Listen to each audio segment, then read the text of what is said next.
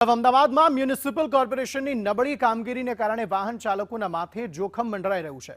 શહેરના વ્યસ્ત ગણાતા અંજલિ ચાર રસ્તા પાસે વાહન ચાલકોને ગરમીથી રાહત આપવા માટે લગાવવામાં આવેલો ડોમ અચાનક ધરાશાયી થયો હતો। તંત્ર દ્વારા લગાવવામાં આવેલા આ ડોમનું સ્ટ્રક્ચર નબળું હોવાના કારણે આ અકસ્માત સર્જાયો હોવાનું પ્રાથમિક દ્રષ્ટિએ જણાઈ રહ્યું છે। સદનસીબે મોટી જાનહાનિ ટળી, જો કે આ ઘટનાએ તંત્રની પોલ ખોલી નાખી છે અને ટ્રાફિક સિગ્નલ પર મુકાયેલા આવા અન્ય ડોમ સામે પણ સવાલો ઊભા થયા છે।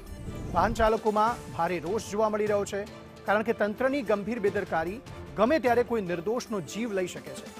વહીવટી તંત્ર દ્વારા આ મામલે યોગ્ય તપાસ અને જાળવણી કરવામાં આવે તે અનિવાર્ય બન્યું છે।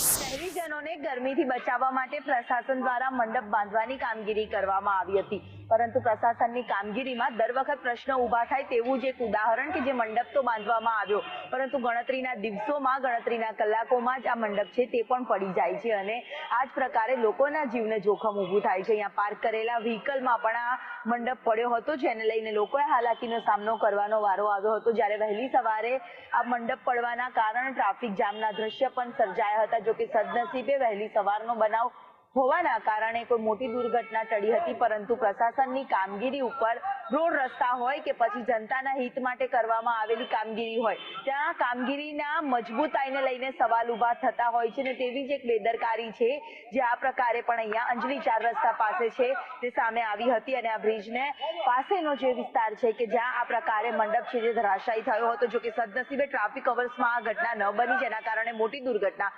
બનતા અટકી હતી। કેમેરામેન પુખરાજ શર્મા સાથે દિવ્યા ચૌહાણ, સંદેશ ન્યૂઝ, અમદાવાદ।